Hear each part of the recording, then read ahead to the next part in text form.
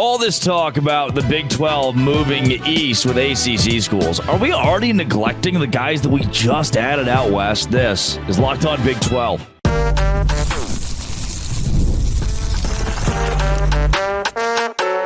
You are Locked On Big 12, your daily podcast on the Big 12 Conference. Part of the Locked On Podcast Network, your team every day.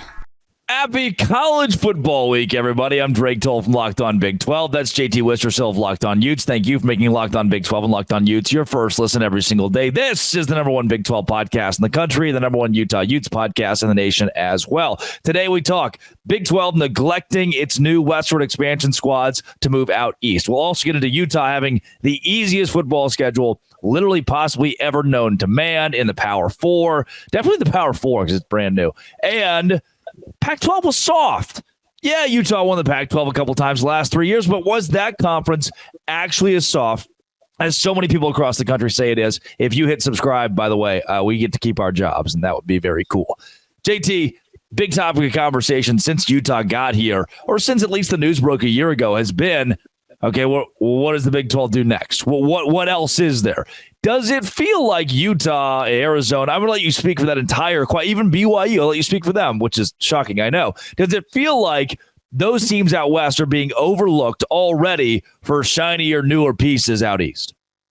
I don't think so. I think they're I feel like, look, in today's world of college football, from a Big 12 perspective, right? If you're the conference, it's about what else can we add? How else can we grow? How else can we expand? So I don't feel like the Big 12 is neglecting those teams too, because the truth is the gap between the Big 10, the SEC, and then the Big 12 is massive. So you have to continue to try to look and see, okay, who can you add? Who can you bring in? Because adding a team like a Utah, a Colorado, to me, Arizona, all those are big brand boosters to your conference, because what are those teams? Teams that, I know I said Colorado too, but Colorado carries a lot of excitement, but like Utah and Arizona, right? Like they should carry high ranking numbers with them all season long in terms of, I think Utah's a top 15 team. I actually even think top 10. Arizona, I think, is a chance to be a top 20 should be a top 25 team for most of the year. So I think that adds a lot of value, but it's still not enough to match what the big dogs are doing in the Big 10 and the SEC. I'm not saying all the schools they could add, like a Clemson and a Florida State, would be enough to obviously compete exactly with them, but it's a step in the right direction. I think it's just the world we live in, a college football. If you're not trying to stay relevant, grow, and expand, that's what it's about in today's world. And I got no issue with the Big 12 continuing to try to add and up their power in terms of the amount of powerful brands they can bring in, because when the Big 12 gets better, Utah gets better, because iron sharpens iron. Those best schools would sharpen a Utah team that's been inside the top 15 the last few years. So I like that the Big 12 is staying aggressive to expand, and I'm just excited for this season. Like you said, Drake, I mean, we are a week away from getting football back, and if anything else, we're a week and a half away from Utah getting out there. So I'm fired up, my friend. I'm very excited to get to the point where, hey, we've kind of wrapped up the offseason expansion, long-term talk. We get into the actual football talk. I'm so excited to talk real, actual football very soon. But also tying up a bow on what all has happened this offseason from Clemson and Florida State, the 5 lawsuits with them in the ACC, Florida Attorney General, which has actually dropped their lawsuit now, and the chaos there, which has turned most of our attention out east and made me think, if you're a Utah, if you're a BYU in Arizona, you're a Colorado, Arizona State, do you want this conference to try to pick up a Washington State, an Oregon State, a Boise State, a UNLV, anybody out west before you look at NC State? I mean, personally, I'd rather have NC State. I just think they're a better football program right now. Now, Oregon State was up there, Washington State was up there, but they took a step back because they were left behind already. Look, maybe one of Oregon State or Washington State will be that group of 5 team that ends up getting in this year, but they're not going to make any major noise or do anything crazy in the playoff, right? So I just think at the end of the day, I'd much rather have an NC State who's a consistent top 25 team like that too. And I'm not saying if the Big 12 added Oregon State and Washington State, we've talked about this before, I would be happy for those brands. I just don't think that moves the national needle much in terms of, man, the Big 12 is really leveling up their play. They really close the gap, because to me, when you add a Clemson, a Florida State, like those are next level brands.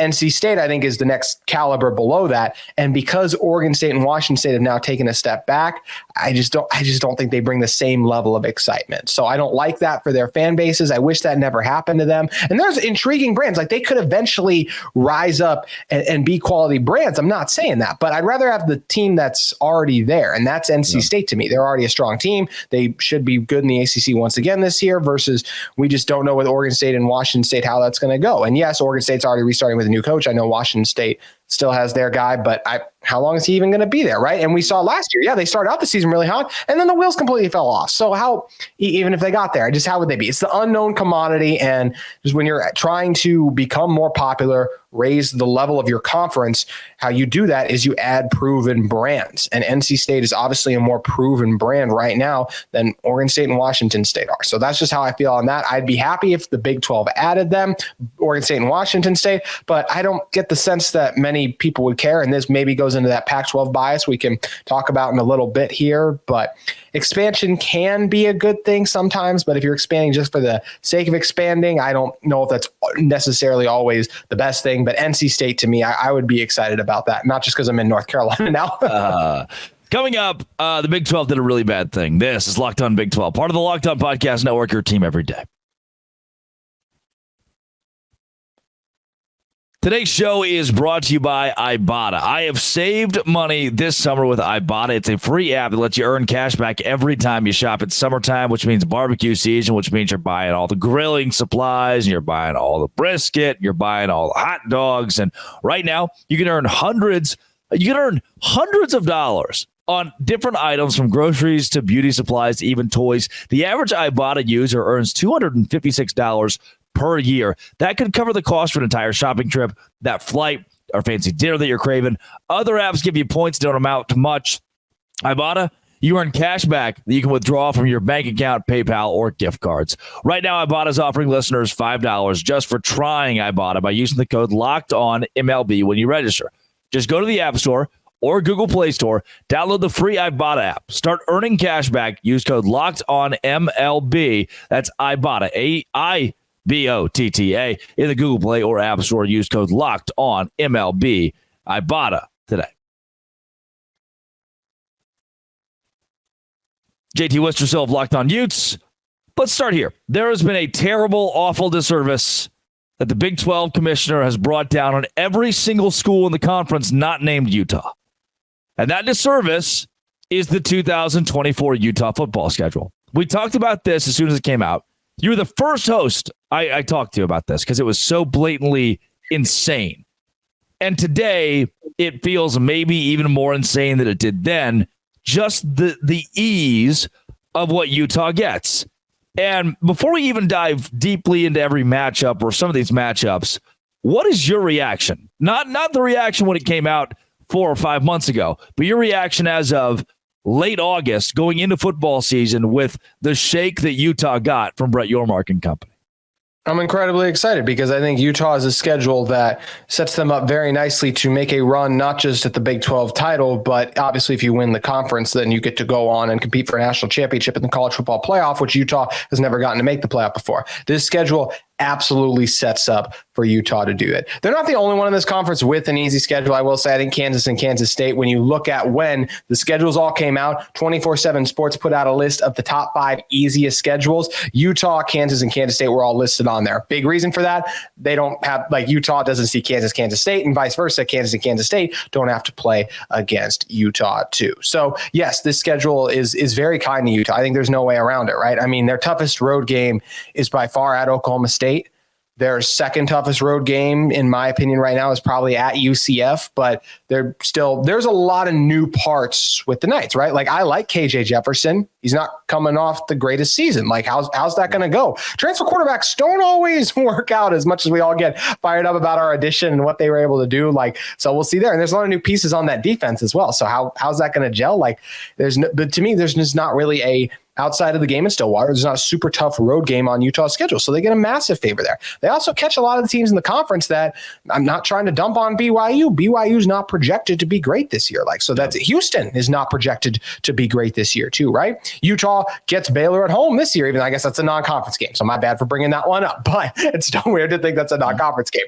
But there's just a number of games on the schedule where you look and you're like, okay, like Utah gets to Arizona State this year, right? The toughest stretch of their season by far to me is when they play Oklahoma State early. And then the very next week you play Arizona. I think Fafita is a top 10 quarterback. He has a chance to be in New York for the Heisman for me. So that's not going to be an easy game too, right? Most of the toughest games on Utah's schedule and Iowa State, right? Iowa State is I wouldn't want to go up and have to take on the Cyclones, but they're coming to us. And it's very hard to win inside Rice-Eccles Stadium. So that's another game where it favors Utah.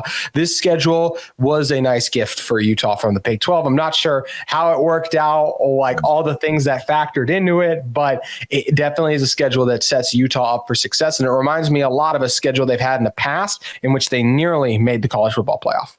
You know, we talk a lot about parity in the Big 12 and how week in and week out, you're going to get a matchup that could sneak up on you. And usually it's because you go from playing Oklahoma State one week to Cincinnati the next, and then right back to a road game against Kansas State. And you think, well, shoot, this every other week we get a real gauntlet of a game. But Utah has a stretch here against schools that not only missed a bowl game last year, but frankly weren't very good at all. Arizona State, TCU, Houston, BYU, Colorado in consecutive weeks. That's the easiest stretch in the Big 12, no doubt. And you have the stretch against Southern Utah, home game against Baylor, at Utah State. Those three games should all be automatic wins for Utah. And again, you mentioned the outliers, the games that might be tightly contested. Where I'll start when it comes to those tight games, the Arizonas, the Iowa States we mentioned, does Utah ever lose at home? Is there any way Utah loses at home this season? There's a way, because if you look at what happened last year, who'd they lose to at home? They lost to Bo Nix's Oregon. Oregon, obviously, a superior team. Last year's Oregon team than what I expect this year's Arizona team to do. But when Utah also almost lost at home back in 2022, it was with an unreal performance from Caleb Williams. Noah Fafita is not Caleb Williams, but he is one of the best quarterbacks in college football. Yeah. He is capable of going off. That, to me, is the most likely Utah home loss. I think Rocco Beck's a good quarterback, too, so you look at that one late in the season.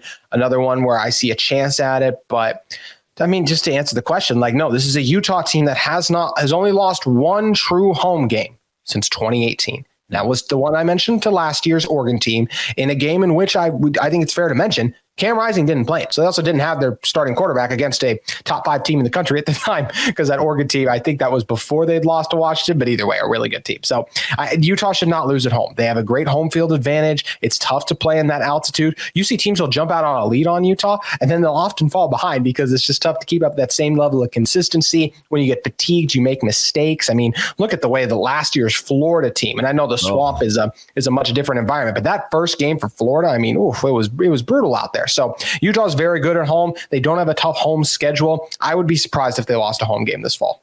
Would you say the tougher stretch is the Oklahoma State and Arizona those two games back to back, or Iowa State and then on the road against UCF, keeping in mind that one of those is pretty early in the season and the other are the last two games?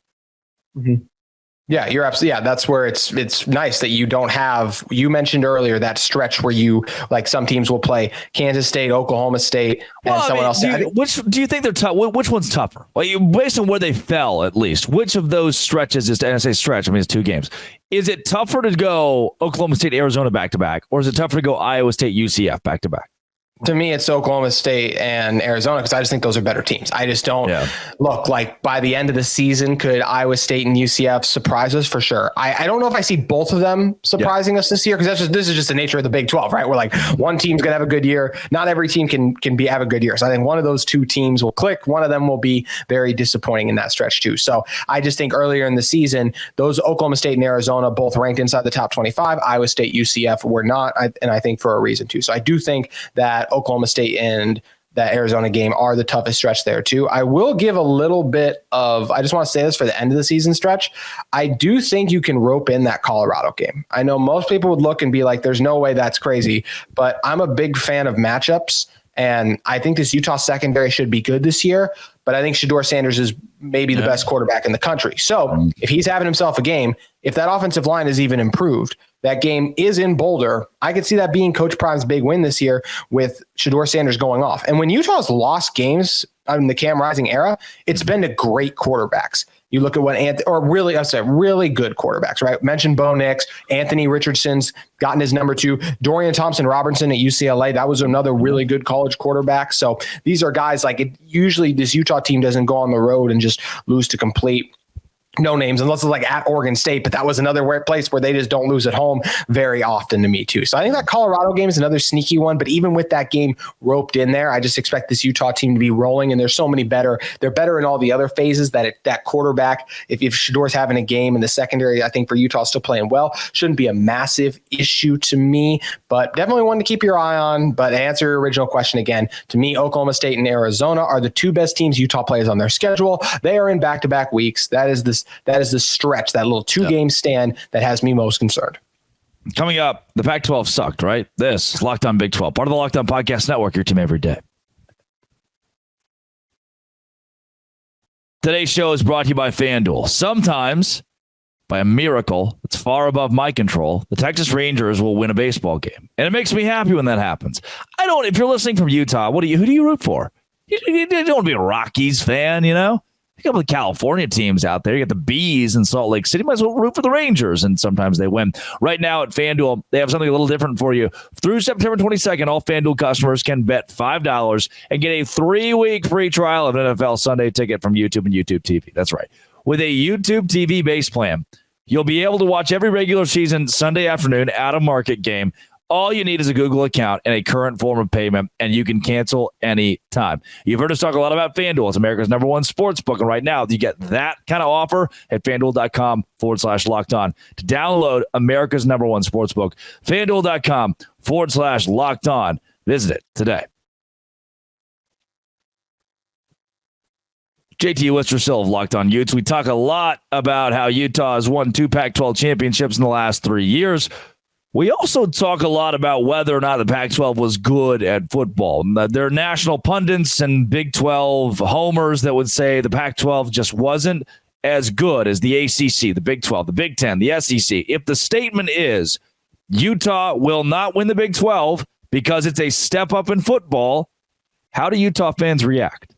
I think it's a ridiculous statement, frankly, because when you look at what this Utah team has done, they've beaten some of the best teams in the country with Cam Rising at quarterback. Because, look, we can talk about Pac-12, Big 12, whatever it is. All I know is when Utah beat Oregon back in 2021, where was that Ducks team ranked? Inside the top 5. And then when they beat them the first time, they tumbled back to 10 or in the top 10. Utah beat them there. It was the same thing when they played USC back in 2022. Both those times Utah beat the Trojans. They were ranked inside the top 10. If Oregon breaks through that first year and they win the Pac-12, I don't think people are talking about, the Pac-12's down, because who had just won? Oregon, one of the biggest brands. If USC had beaten Utah the second time when they played in 22 and they win the Pac-12, well, then it's like, well, that's Caleb Williams. This is USC football back under Lincoln Riley. He's had a lot of success. Then I don't think we're saying the same thing too. And I'll also add this, because everyone talks about, the Pac-12 soft, all the things of that. Why was Utah able to be successful versus those finesse teams? Not Oregon as much, but more so USC, because they played a physical brand of football. I mean, this is a Utah team where what's the ultimate mark of like physicality too, and like how it's going to translate is how are these guys project to the NFL, right? Like, are you just taking advantage of weaker competition and your guys aren't as good, or do NFL teams see the value in them? Well, just last year, Utah had a defensive end drafted in the 3rd round, and they had an offensive lineman drafted in the 4th round. Year before that, same thing with an offensive lineman too, right? So this is a Utah team, and there's tons of Utah talent in the NFL, like all around on this team too. So this isn't just Utah is just beating up on weak competition, and then their guys don't go on to do anything. Utah has constantly guys that are going on to the NFL, producing at the next level. And also, Utah had a top 5 run defense last year. So they are physical. They've been able to take advantage and do a good job week in and week out because they've just been better than who they've been playing. And yes, the Big 12 might be there. Maybe there's a couple better like rushing offenses. Sure. This Utah defensive line is incredibly deep. These are linebackers who are going to be playing in the NFL. Utah's ready for the challenge, and the Pac-12 was still a physical conference too. If you want to say it was maybe a little less physical because of the quarterback play, sure. But this is a Utah team with their run defense, with the way their offensive line, their identity is established. They are not soft. They are not a finesse team. They're ready for the challenge in this league. And obviously, a lot of people think so too, because pretty much every ranking I see in the preseason, thinks this Utah team is going to win the Big 12. So therefore, I'm not the only one who thinks they're more than up to the task physically.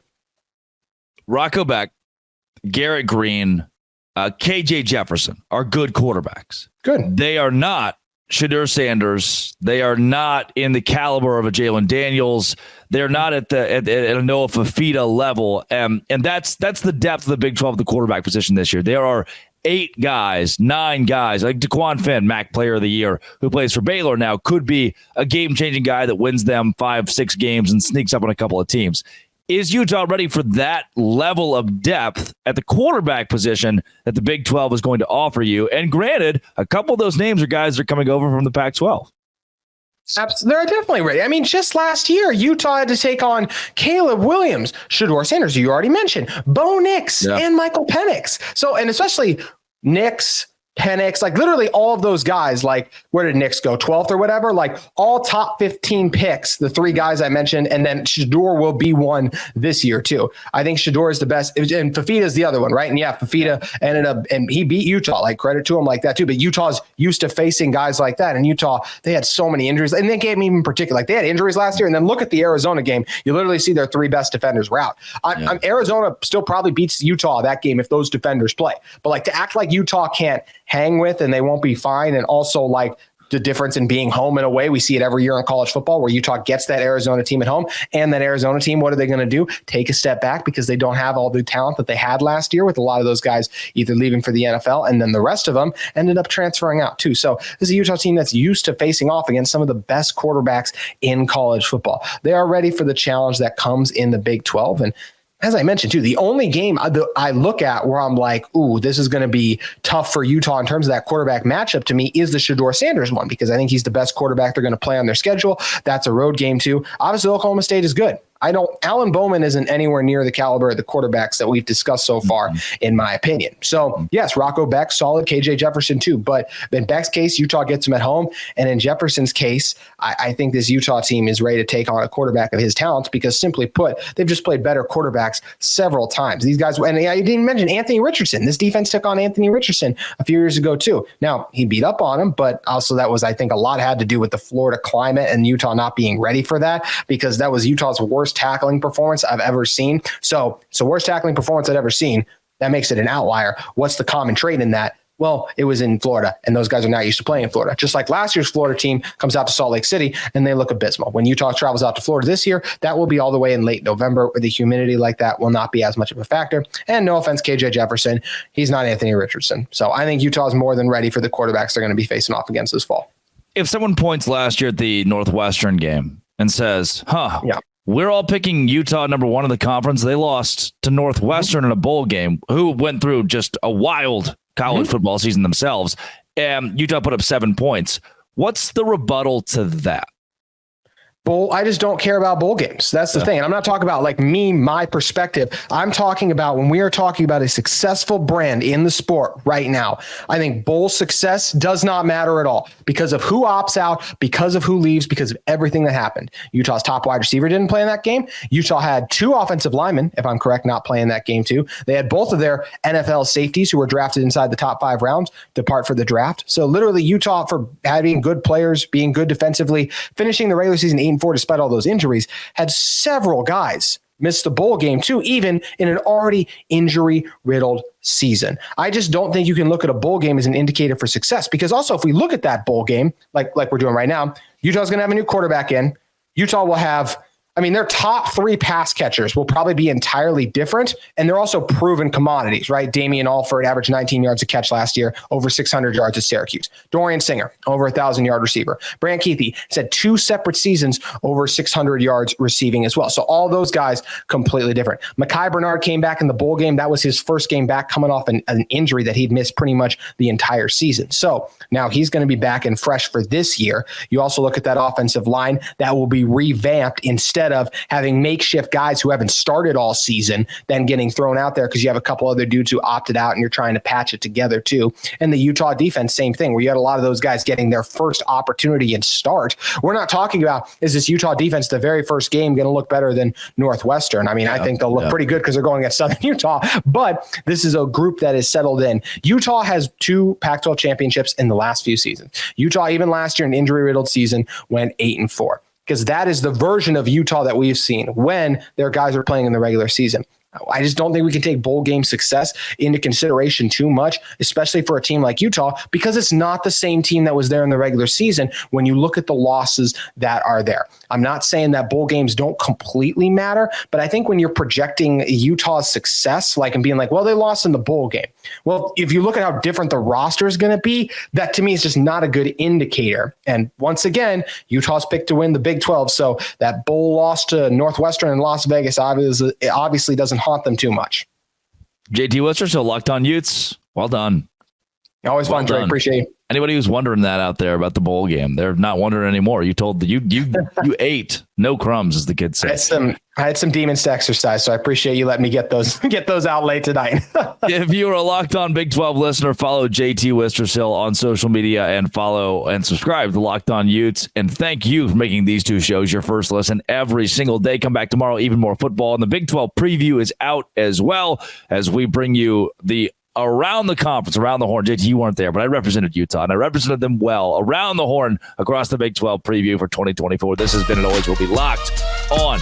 Thanks for making it your first listen every single day. Utes, and Dose Grande.